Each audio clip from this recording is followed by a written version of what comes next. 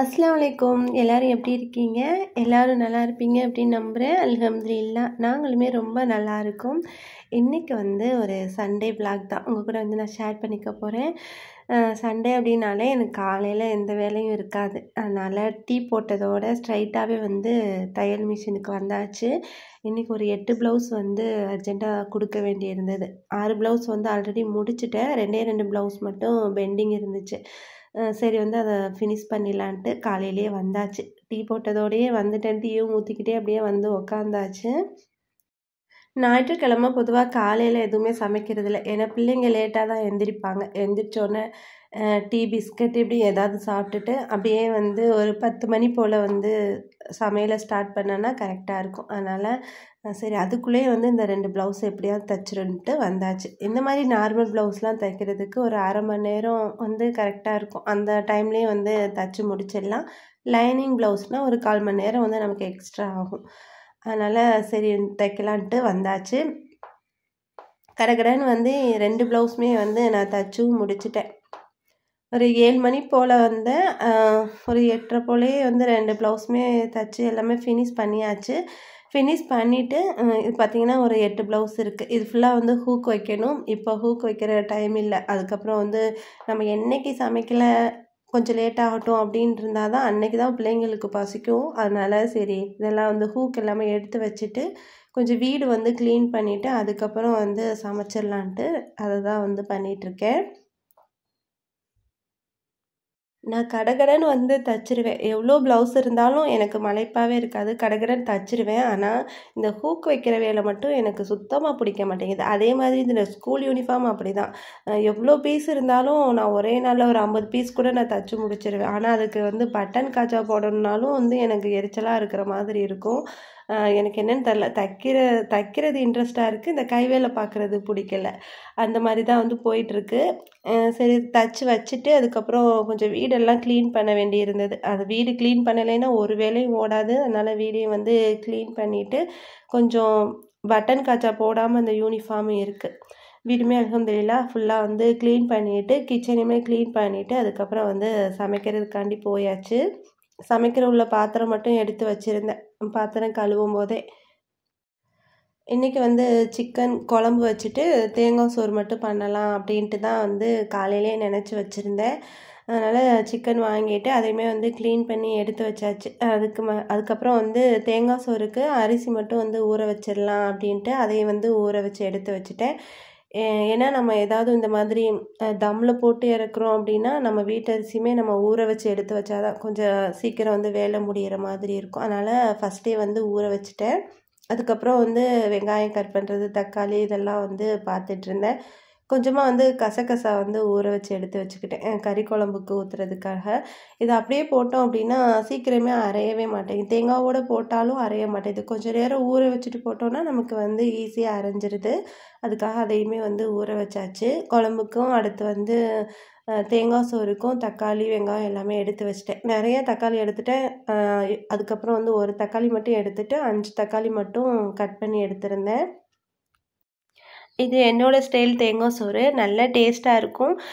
இது கூட முட்டை குழம்பு இந்த மாதிரி கூட வச்சுருந்தா கூட ரொம்ப டேஸ்ட்டாக இருக்கும். இந்த மெத்தடில் வந்து ட்ரை பண்ணி பாருங்கள். நான் ரெசிபி வந்து இதில் ஷேர் பண்ணியிருக்கேன். இதுக்கு வந்து வெங்காயம் நம்ம வந்து எப்படி பிரியாணிக்கெலாம் கட் பண்ணுவோமோ அதே மாதிரி வந்து நம்ம கட் பண்ணி எடுத்துக்கணும். நான் குழம்புக்கும் அடுத்து வந்து தேங்காய் சோறுக்குமே சேர்த்தே வந்து வெங்காயம் கட் பண்ணியிருக்கேன். நீங்கள் வந்து ஒரு 4 வெங்காயம் போல் வந்து எடுத்துக்கோங்க. இந்த மாதிரி நல்லா தின் ஸ்லைஸாக வந்து கட் பண்ணோன்னா நல்லா சீக்கிரம் அந்த வெங்காயம்லாம் வெந்து வரும். அதுக்காக தான் பிரியாணி இந்த மாதிரி கொஞ்சம் நிறைய ஏதாவது நம்ம சமைக்கிறோம் அப்படின்னா நான் இந்த கட்டையை வச்சுட்டு வந்து சீவி எடுத்துக்குவேன். இந்த பஜ்ஜி சீவிர கட்டை வச்சு வெங்காயம் வந்து நம்ம சீவி எடுக்கும்போது நல்லா மெல்லிசாக வரும். சீக்கிரம் வந்து நிறைய வெங்காயம் கட் பண்ணுற மாதிரி இருக்கும். அதனால் இதில் அப்படியே வந்து சீவி எடுத்துக்கிட்டேன். நிறைய உருளைக்கிழங்கு பொரிக்கிறதா இருக்கட்டும், இந்த மாதிரி கேரட்டு இதெல்லாம் ஃபுல்லாகவே வந்து நான் இந்த கட்டையை வச்சு தான் வந்து சீவி எடுப்பேன். நல்லா மெல்லிசாவும் இருக்கும். அதே சமயம் நம்ம வந்து நிறையவும் வந்து சீக்கிரமே கட் பண்ணிடலாம். அதுக்காக வேண்டி இந்த கட்டை தான் வந்து யூஸ் பண்ணுவேன். இது பஜ்ஜி சீவுறதுக்கு மட்டும் நம்ம வந்து யூஸ் பண்ணிக்க வேண்டியதில்லை. இந்த மாதிரி இதுக்கும் யூஸ் பண்ணிக்கலாம். அவ்வளோதான் பார்த்தீங்கன்னா தெரியும். நல்ல ஸ்லைஸாக வந்து கிடச்சிருச்சு. அதுக்கப்புறம் வந்து தக்காளி, பச்சை மிளகா, கொத்தமல்லி, புதினா எல்லாமே வந்து ரெடி பண்ணி எடுத்து வச்சுக்கிட்டேன். சோறுக்கு வந்து பார்த்திங்கன்னா, நான் 2 உலக்கு அளவுக்கு வந்து அரிசி வந்து போடுறேன். நான் வந்து 3 அதாவது 3 மூடி தேங்காய் வந்து நான் எடுத்துக்கிறேன். தேங்காய் வந்து குறைச்சலோ கூடவோ வந்து எடுத்துக்கலாம். ஆனால் ஒரு தேங்காயிலேருந்து நீங்கள் எடுத்துக்கலாம். நல்லா கெட்டியாக தேங்காய் பால் வேணும்னா இந்த மாதிரி வந்து 3 மூடி தேங்காயில் வந்து நம்ம யூஸ் பண்ணிக்கலாம். சோறு வந்து தாளிக்கிறதுக்குமே வந்து பாத்திரம் வச்சாச்சு. எனக்கு இந்த மாதிரி பாத்திரத்தில் வைக்கிறது தான் வந்து பிரியாணியாக இருக்கட்டும், இந்த மாதிரி தேங்காய் சோறு இதெல்லாம் வந்து எனக்கு இப்படி தான் பிடிக்கும். குக்கரில் வைக்கிறது வந்து அந்த அளவுக்கு பிடிக்க மாட்டேங்குது. அதனால் பாத்திரம் வச்சுட்டு வந்து தேங்காய் எண்ணெய் இருந்தால் சேர்த்துக்கோங்க. ஆனால் என்கிட்ட தேங்காய் எண்ணெய்லாம் இல்லை. அதனால் வந்து நார்மல் குக்கிங் ஆயில் தான் நான் வந்து சேர்த்துருக்கேன். இதில் வந்து பட்டை, ஏலக்காய், கிராம்பு வந்து சேர்த்துக்கணும். நான் ஒரே நேரத்தில் குழம்புக்கும் இதுக்குமே வந்து வச்சுட்டேன். அதனால் 2யுமே வந்து மாற்றி மாற்றி வந்து பார்த்துட்டு இருந்தேன். அதுக்கப்புறம் வந்து வெங்காயம் சேர்த்துக்கணும். வெங்காயம் வந்து பிரியாணிக்கு மாதிரி நல்லா முருகி வரணும் அப்படின்னா வந்து தேவையில்லை. இதில் வந்து லைட்டாக வதங்கினாலே போதும். அந்த கண்ணாடி பதம் வரும்ல, அந்த அளவுக்கு வதங்கினாலே போதும்.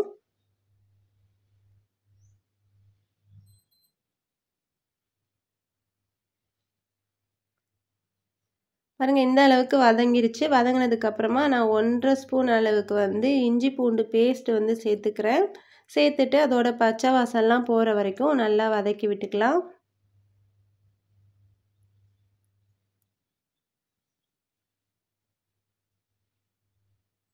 அதுக்கப்புறம் வந்து கொத்தமல்லி, புதினா, பச்சை மிளகாய், தக்காளி இதெல்லாம் சேர்த்துட்டு நல்லா தக்காளி எல்லாம் மசிகிற அளவுக்கு நம்ம நல்லா வதக்கி விட்டுக்கணும்.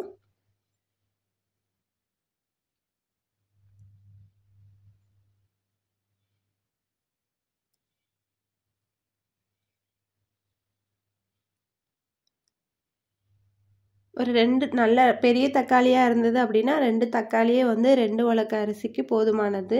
இது வந்து கொஞ்சம் சீக்கிரம் வேகணும் அப்படிங்கிறதுக்காக கொஞ்சம் உப்பு சேர்த்துக்கிட்டேன். உப்பு சேர்த்துட்டு மூடி போட்டு வச்சிட்டோன்னா அது கொஞ்சம் சீக்கிரமாக வந்து வெந்துடும். சைட் பை சைடாக வந்து குழம்புக்குமே வந்து வெங்காயம் எல்லாமே வதக்கி விட்டாச்சு.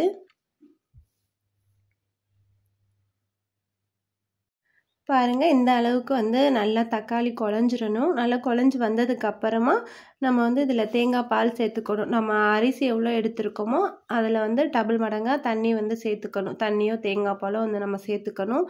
நான் வந்து 2 உலக்கு அளவுக்கு எடுத்திருந்தேன்ல அரிசி, 4 உலக்கு வந்து நான் தேங்காய் பால் வந்து சேர்த்துக்கிறேன். எனக்கு இவ்வளோ தான் தேங்காய் பால் இருந்தது. கூட வந்து தண்ணி வந்து சேர்த்துக்கிட்டேன்.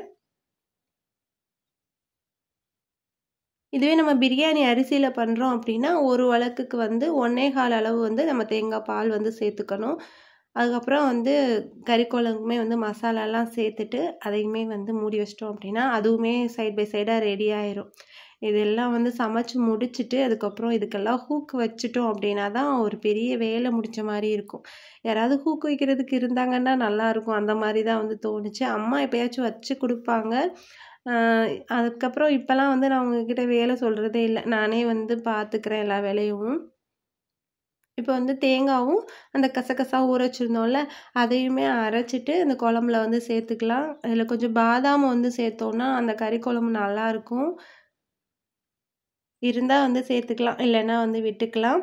அதுக்கப்புறம் வந்து தேங்காய் பால் பார்த்திங்கன்னா இந்த அளவுக்கு பொங்கி வந்ததுக்கு அப்புறமா நம்ம வந்து அரிசி சேர்த்துட்டு சோறுக்கு தேவையான அளவு உப்பும் சேர்த்துட்டு நம்ம வந்து வேக வச்சு எடுத்துக்கலாம். இது வந்து ரொம்ப பொங்கிட்டே வரும். அதனால் கொஞ்சம் மூடி போடாமல் இருந்தால் பெட்ரு தான்.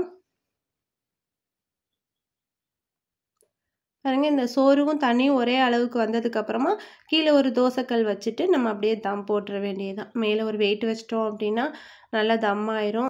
கிச்சன் வேலையெல்லாம் முடிச்சுட்டு கொஞ்சம் துணி துவைக்கிறது அந்த மாதிரி வேலை இருந்துச்சு. ஏன்னா ஞாயிற்றுக்கிழமை யூனிஃபார்ம்லாம் துவைக்கிற வேலை கட்டாயம் இருக்கும். அதையுமே துவைச்சி ஃபுல்லாக வந்து காய வச்சு முடிச்சுட்டு அதுக்கப்புறம் வந்து தம் போட்ட சோறு எப்படி இருக்குன்னு வந்து பார்க்க வந்தேன். அதுவுமே வந்து நல்லா வெந்துருச்சு. இதுவே நம்ம பிரியாணி அரிசியில் பண்ணோம் அப்படின்னா நல்லா வந்து அந்த குச்சி குச்சியாக வந்து இருக்கும். அது பார்க்குறதுக்குமே அழகாக இருக்கும். இது நார்மல் சாப்பாட்டு அரிசி அப்படிங்கிறனால அந்த அளவுக்குலாம் வந்து பார்க்க அழகாக இருக்காது. ஆனால் டேஸ்ட் வந்து சூப்பராக இருக்கும். இந்த முறையில் வந்து ஒரு தடவை ட்ரை பண்ணி பாருங்கள். நீங்கள் வந்து நார்மலாக வந்து முட்டை குழம்பு வச்சா கூட இந்த சோறுக்கு வந்து ரொம்ப டேஸ்ட்டாக இருக்கும். அதுக்கப்புறம் பிள்ளைங்களுக்குமே வந்து சாப்பாடை கொடுத்துட்டு கிச்சனையுமே கொஞ்சம் க்ளீன் பண்ணுற வேலையும் இருந்துச்சு. கையோட க்ளீன் பண்ணி விட்டால் தான், இல்லைன்னா வந்து சோம்பேறி ஆயிடுவேன். அதனால் கையோடையே வந்து சாப்பிட்டு முடிச்சதோட இதையுமே வந்து க்ளீன் பண்ணி விட்டாச்சு.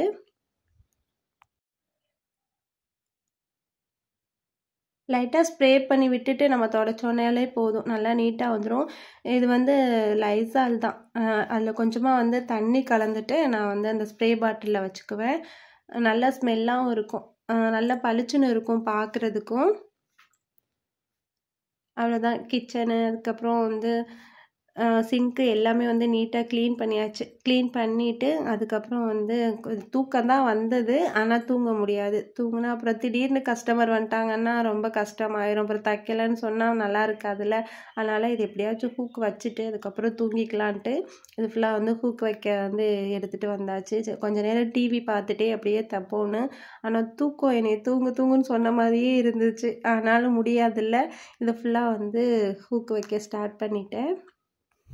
இந்த ஹூக்கையுமே வந்து மிஷின்லேயே தைக்கிற மாதிரி இருந்தால் நல்லாயிருக்கும், அப்படி தான் வந்து சில டைம் தோணும். ஆனால் அப்படிலாம் வந்து தைக்க தான் செய்கிறாங்க, இன்விசிபிளாக வந்து இந்த ஹூக்லாம் வைக்க தான் செய்கிறாங்க. ஆனால் அது வந்து எப்படின்னு தெரில, நம்ம வந்து ட்ரை பண்ணவும் இல்லை இது வரைக்கும். இந்த மாதிரி நல்லா ஹூக் வந்து மாட்டி விட்டுட்டு அதுக்கப்புறம் வந்து நம்ம தைச்சோம் அப்படின்னா நமக்கு வந்து ஈஸியாக இருக்கும். அந்த ஹூக்கும் வந்து சீக்கிரம் கலண்டு வராது. அதனால் இந்த மாதிரி மாட்டி விட்டுட்டு இந்த மாதிரி ஒரு ஊசி வச்சுட்டு அதுக்கப்புறம் இந்த ஹூக் மாட்டி விட்டுட்டு அதுக்கப்புறம் வந்து நம்ம இந்த கொக்கி வந்து வச்சோம் அப்படின்னா நல்லாயிருக்கும்.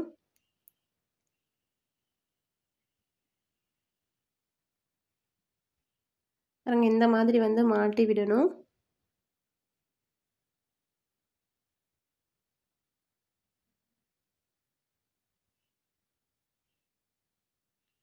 மொத்தமாக வந்து 8 ப்ளவுஸ்க்குமே வந்து மாட்டி வச்சுட்டு அதுக்கப்புறம் தான் வந்து தைக்கவே ஆரம்பித்தேன்.